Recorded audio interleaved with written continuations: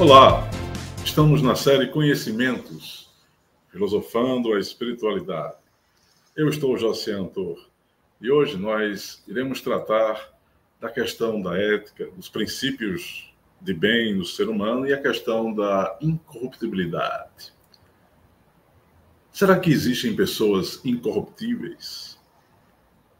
Será que no tecido humano nós poderemos realmente achar alguém que seja inatacável? Essa é uma grande questão, não é? Mas eu penso que seja recomendável que nós reflexionemos a respeito do sentido da ética ou das várias éticas que a gente pode observar no cenário do pensamento humano. Se nós remontarmos ao velho e bom Aristóteles, né, vamos encontrar aquela compreensão das virtudes noéticas: sabedoria, temperança, inteligência e verdade. Isso está registrado num livro estupendo, ainda muito atual, do Aristóteles, que é Ética Nicômaco. Nicômaco foi o filho e discípulo dele. Essas virtudes dianoéticas, ou também noéticas, se vocês quiserem, não há nenhum problema, elas têm a ver com a ascensão do ser humano, em busca do inteligível, em busca de algo que o faça transcender nessa realidade mais comezinha que a gente vive, e também necessária, né? Mas se nós estamos tratando de virtude e estamos tentando fazer uma reflexão mais aprofundada, né, a respeito da incorruptibilidade, ou seja, do estado de alguém não cometer mais erros e também não se submeter a nada em função de alguma vantagem que possa advir a ele, né? É preciso que a gente seja bastante franco e honesto, e vou procurar ser aqui com vocês com muita objetividade. No cenário humano, pessoal, não há, penso eu, pessoas incorruptíveis. No cenário humano, há pessoas que evitam se corromper. Aí a gente estaria entrando numa praia, surfando uma onda um pouco mais volumosa, de honestidade e de objetividade dos fatos, né? Porque todo fruir e todo fluir da condição humana, ela é extremamente fugidia, ela é muito difícil de ser fixada. O tempo todo nós estamos sofrendo a influência de um mundo externo caótico, e também nós estamos repassando um pouco do nosso caos para esse mundo. O processo é mutante, né? A realidade ela é transeunte, como dizia o nosso mestre Jesus no Evangelho de Tomé. Portanto, aqui já um primeiro momento, uma primeira fase, um primeiro alicerce, se é que a gente pode colocar dessa forma, a respeito do que seja a incorruptibilidade. Ou pelo menos do que nós deveríamos agir para não nos tornarmos tão corruptos, né? Esse é um primeiro aspecto. Eu vou retornar a ele daqui a pouco. Mas há um conceito que nós não podemos desconsiderar, e que tem a ver com isso. Eu já falei, já citei a obra de Aristóteles, né? Que é, obviamente, a ética que o ser humano pode erigir no fluxo existencial, na civilização, no contato com o outro. Como eu também disse, eu pluralizei o sentido de ética, porque há éticas, há níveis de compreensão sobre isso que a gente chama de ethos. Ethos, em grego, tem a ver com bons costumes, bons hábitos, né? É o mesmo sentido da palavra moral, mores, né? Mas há aqui também um ponto para que nós venhamos a pensar com maior consciência. A moralidade, por exemplo, difere do aspecto do moralismo. O moralismo tem a ver com imposição, tem a ver com aquela atitude de você regrar as pessoas num padrão que seja o mais homogêneo possível, evitando, ou pelo menos impedindo, ou pelo menos impermeabilizando que as pessoas tenham um maior grau de diversidade. E na Terra vocês sabem muito bem que os processos religiosos têm o hábito, os processos religiosos têm a praxis de fomentar isso, né? De criar um padrão homogêneo para os seus fiéis, para os seus adeptos, e, digamos assim, impedirem, né, que esses adeptos, que esses fiéis tenham algum tipo de liberdade fora daquele parâmetro de crença estabelecido por aquela religião A, B, C, D e por aí vai. Né? Então, esse é um elemento importante da nossa reflexão de hoje, porque a atitude ética ela já se assume como verdadeiramente viável na medida em que alguém não impõe nenhum valor sobre o outro. E aquela velha frase, né? As palavras, elas podem convencer, mas os exemplos arrastam, talvez possa ser a melhor definição em relação ao sentido ético. Porque esse sentido, ele é livre e ele é de escolha pessoal de cada um de nós. Né? Mas vamos retornar um pouco mais às chamadas virtudes dianoéticas, que Aristóteles muito bem expressa no seu genial Ética Nicômaco. Ele estabelece, portanto, a sabedoria, a temperança, a inteligência e a verdade. Vamos tentar refletir sobre isso um pouco. O que seria esse processo que envolve a sabedoria? O que é, de fato, ser sábio? Na sabedoria e no estudo que se faz a respeito dos grandes mestres da humanidade, dos grandes seres luminosos que passaram e que passam por esse mundo, sabedoria é a percepção daquilo que nós entendemos como sendo a verdade, buscada o tempo todo, e o discernimento entre aquilo que a realidade expõe. Ser sábio é compreender o porquê das coisas. Portanto, tem a ver com o filósofo, já que o filósofo é o amante da sabedoria. Ser sábio não é saber de tudo, é saber como as coisas são e por que elas são. Não tem a ver com quantidade, tem a ver com uma atitude mais voltada à qualidade dos processos existenciais. Então, vocês conseguem perceber esse detalhe, essa sutileza? O sábio que eleva o seu nível de consciência para muito além das coisas mais rotineiras, cotidianas, ele não as despreza, mas ele consegue dar um valor adequado a essas coisas. Ele não tem preconceitos, ele não alimenta preconceitos. E ele não visa ao interesse próprio na maior parte das vezes. Por isso que ele pode ser eleito, vamos colocar dessa forma, como alguém mais capaz a não se tornar corrupto. Ou seja, ele tem um certo grau de incorrupção. Ele se assume como alguém mais honesto, mais equilibrado, mais prudente, não dá passos atabalhoados, não exerce uma função ou uma condição em que ele seja o tempo todo privilegiado. Né? Então, o sábio, ou aquele que visa a sabedoria, é alguém que tenta compreender a realidade e discernir entre o falso e o verdadeiro, o certo, o errado, o bom e o mal, o justo e o injusto. A segunda qualidade, virtude dianoética que Aristóteles nos expõe, é a temperança, né?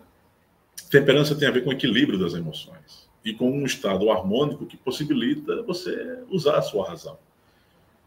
Mas como é que isso pode ser factível? Ora, na medida em que eu não priorizo tanto os movimentos e as sensações do meu corpo emocional, da minha vida emocional, mas eu, com muita calma, tento mapear e escanear a mim mesmo e a realidade da qual eu estou inserido, sem explosões excessivas no campo da emocionalidade, eu me encaixo na temperança. É aquele estado de frugalidade mental, vamos assim dizer, é aquela condição que alguém pode taxar outro que age dessa forma como, fulano parece uma barata morta.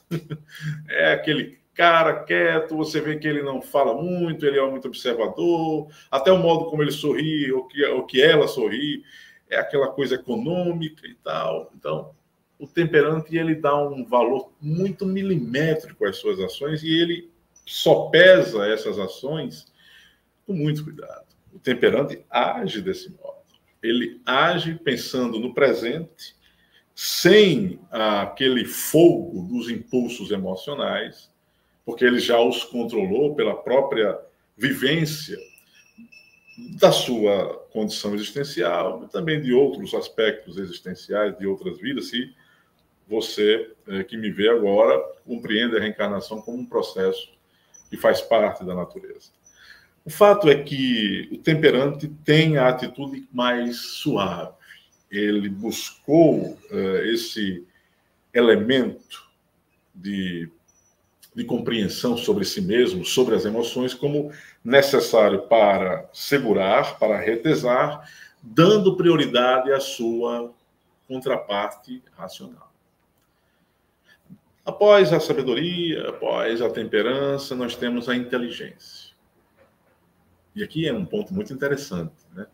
Porque a pessoa inteligente pode, de fato, ter um cabedal maravilhoso de temas ao seu dispor, pode saber de muita coisa, e o inteligente não é apenas o inteligente, há inteligências, né? Há um trabalho maravilhoso de Howard Gardner sobre isso, né? Sobre as 9 inteligências, ele evidencia esse painel. Alguém pode ser muito inteligente num setor da vida, mas ter dificuldade em outro setor. Mas qual é a relação da inteligência com a questão da ética? A inteligência, ela é, às vezes, muito mal empregada, porque não é acompanhada por um valor ético. Não que esse valor ético precise limitar a intelectualidade, mas que a inteligência em si pode ser uma ferramenta perigosa. Nós vimos isso nos conflitos mundiais do século XX, quando mentes brilhantes se perverteram, né, e usaram todo o seu poderio intelectual como um desserviço ao contexto civilizacional humano. Então, isso aqui a gente precisa sempre, quando falar em inteligência e no uso da capacidade intelectual, associá-la a um estado ético, a uma condição ética que tem até um pouco mais de força no indivíduo do que a própria inteligência em si, né? Essa inteligência, ela, portanto, precisa ter limites, ela precisa ser acionada, ela precisa ser movimentada por alguém que alimente, que produza, né, esse ato ético, essa condição ética, esse freio, entre aspas. Aqui é um freio positivo, né? No sentido de você não exagerar demais na sua capacidade mental e, em função disso, criar monstros, né? Criar coisas monstruosas. E o mundo está cheio de exemplos, de maus exemplos nesse sentido. E a última virtude de anoética que Aristóteles coloca é a verdade. Interessante, né? A verdade, ela é o alvo de tudo, mas ela também é o meio, né? É o fluxo, é a trilha, é a senda, né? E para agirmos em busca da verdade, precisamos o quê? Desenvolver o sentido filosófico, amando o conhecimento, aplicando o conhecimento, e aplicar o conhecimento é justamente ser sábio, mas é preciso antecipadamente controlar as emoções, harmonizando o psiquismo, e aí, a partir disso, você usa a sua poderosa inteligência, ou sua avantajada inteligência, em associação com um sentido ético que o faça perceber o que você está fazendo. Porque o que a gente faz, obviamente, vai ressoar no outro. E a verdade? A verdade, na verdade, é o alvo de tudo, né? A verdade, ela é o corolário de todo o processo existencial, ou pelo menos deveria ser o corolário de todo o processo existencial do ser humano. Infelizmente, não é. Não é porque nós estamos ainda muito apegados a impressões, a coisas do mundo material.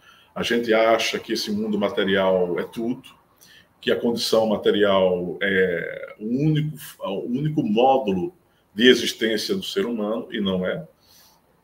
E o que é engraçado é que quando nós temos ou alimentamos esse tipo de percepção, nós vamos perdendo a condição de sermos humanos efetivamente, né? A verdade, ela é tudo, no sentido de, eu preciso agir em função de um critério que eu quero entender o porquê que eu existo, porquê que a realidade é dessa forma. Então, eu tenho que ser um investigador nato, eu enquanto ser humano. Eu não preciso assumir um método científico rigoroso, mas eu preciso criar um método adequado, minimamente adequado, que me oferte, né, que me dê a melhor maneira ou as melhores formas de entender isso que a gente chama de existência, que, como eu falei há pouco, é algo muito complicado, é caótica, né? A existência, ela tem um grau acentuado de caos, porque a ignorância ainda prevalece. Os estados mais primitivos de identificação com o corpo ainda são prevalecentes, e o desenvolvimento psíquico, consciencial, fica a reboque, fica a segundo plano. Isso aqui a gente precisa efetivamente mudar, né? Mas mudar justamente com um grau de conscientização, de percepção gradativa, sem imposição de nada. Porque quando há imposição, não há ética, há moralismo, há uma forma de dominação que se faz recorrentemente. Então, vejam, essas são as virtudes dianoéticas que o brilhante, genial, eterno e imortal Aristóteles nos legou na sua obra Ética Nicômaco. E isso tem tudo a ver com a questão dos princípios do ser humano. Esses são os princípios maiores que nós deveremos elencar em nossa existência. Mas aqui eu também não posso me furtar a mencionar dois outros filósofos, Kant e Nietzsche. O primeiro tinha um imperativo categórico, o nome é um pouco contraditório, mas é a partir de uma noção factual das coisas que Kant parte a sua premissa para falar do que eu vou dizer agora. Tem a ver com uma ação em que o ser humano tem que agir de modo tal que ele se torne exemplo para a humanidade. Esse é o imperativo categórico kantiano. Haja de tal modo em que tua ação se torne um exemplo para todos, ou que se torne modelo universal. Vocês percebem uma certa coerção nas palavras que Kant utiliza, mas aqui o pensamento dele era como se dissesse assim, se você for um exemplo para você mesmo, você inevitavelmente vai se tornar um exemplo para os demais. Então há aí uma obrigação moral para aqueles que entendem a atitude exemplar de um indivíduo em tentar segui-lo minimamente, não é copiá-lo de forma absoluta, mas é seguir o exemplo, é tentar bafejar naquelas ondas vibratórias de alguém exemplar, que assume uma condição exemplar, né? E não é, repito, moralismo, é uma atitude consciente, autêntica, natural, espontânea, viva, presente. Quando alguém age dentro desse escopo que eu estou aqui me referindo, esse alguém tem mais condições de ser considerado como incorruptível, até um certo ponto, né? Mas eticamente bem postado, né? Então, ser um exemplo para todos não é a obrigação nossa, mas ser um exemplo para nós mesmos é a condição, vamos dizer assim, sine qua non, para que os outros nos observem e digam, fulano de tal, que cara exemplar, olha a atitude dele, olha o exemplo em que ele evidencia para nós, olha o modo como ele se expressa, fala, pensa, age principalmente, porque as palavras, elas podem perder o sentido rapidamente, elas não implicam necessariamente em alguém eticamente estabelecido. Mas as atitudes, as atitudes são tudo. A atitude é tudo. Quando nós assumimos uma atitude de vanguarda, uma atitude investigativa, uma atitude mais proeminente, nós nos tornamos exemplos para os demais, né? Então, esse é um aspecto importante, porque, e o exemplo aqui, eu vou tentar esmiuçar mais, é quando você não visa o seu próprio interesse, né? Ou seja, o contrário de alguém que se corrompe, ou que tem muito anelo em se corromper, que é facilmente corrompido, né? Ele tem os seus próprios interesses, porque a vida ela nos impõe obrigações inevitáveis. Nós precisamos sobreviver, precisamos ter um trabalho, precisamos ter dinheiro, precisamos conviver com as pessoas. Então, isso aqui exige um interesse necessário, um interesse inevitável. Isso exige que nós elenquemos alguns aspectos que fomentam esses interesses. Mas aqui eu estou me referindo àquele tipo de atitude desinteressada de uma pessoa ética, que ela sempre vai priorizar o quê? A verdade. Ela vai buscar agir dentro de um critério que não cause dor ou sofrimento aos demais, que ela não mesma se prejudique, né? Isso aqui é o que eu estou tentando ser claro e objetivo aqui com vocês hoje, né? Esses elementos são essenciais para que a incorruptibilidade ela possa advir, tá? E o pensamento de Kant é nessa toada, é agir desinteressadamente, sendo um exemplo primeiro para você e depois para aqueles que o cercam. Nietzsche, filósofo prussiano, no século XIX, tinha um conceito e tem um conceito, uma visão amplamente genial, acima de quaisquer aspectos corriqueiros, vamos assim dizer, ou acima de um... O pensamento nietzschiano ele está acima de muito tipo de regramento que se estabeleceu até hoje. A transvaloração dos valores, a perspectiva, o perspectivismo nietzschiano, ou seja, observar cada coisa, analisar isso que foi percebido, martelando isso, buscando questionar cada parte da realidade para tentar entender o todo. Ou seja, isso aqui é você agir de modo perspectivista. Isso é uma atitude ética. Porque isso já pressupõe que alguém não deseja criar um corpo doutrinário ortodoxo para limitar o pensamento das pessoas. Mas eu preciso falar da transvaloração dos valores. Ou seja, é uma ética em fluxo do pensamento de Nietzsche. É uma ética baseada na necessidade incessante de renovar o comportamento, o pensamento, o modo de ser. É você se ressignificar, se reinventar na própria existência o máximo que você puder. Essa era a ideia, ou essa é a ideia nuclear do pensamento nietzschiano. É você ter compreensão sobre o aspecto da transitoriedade, da fugacidade da vida, entendendo que a cada instante você precisa se adaptar a esse processo, repito, caótico da existência, né? Então, percebam, nós temos Aristóteles, nós temos Kant e nós temos Nietzsche. 3 grandes pensadores da civilização e da cultura humanas que nos legaram esse tipo de noção. Ser ético é ser alguém minimamente bem postado na vida, conscientemente. Mas aqui eu não posso me furtar, antes de terminar o nosso vídeo, a nossa aula, a nossa reflexão, o nosso bate-papo, sem dizer o que eu vou agora me referir. Não é recomendável que nós nos pautemos numa ética para todos, a não ser o princípio da regra de ouro, não fazer aos outros o que você não gostaria que os outros lhe fizessem. Isso aqui é algo que não se pode negar, né? Mas, assim, cada um de nós deveria criar o seu próprio sentido ético, o seu código de conduta ética.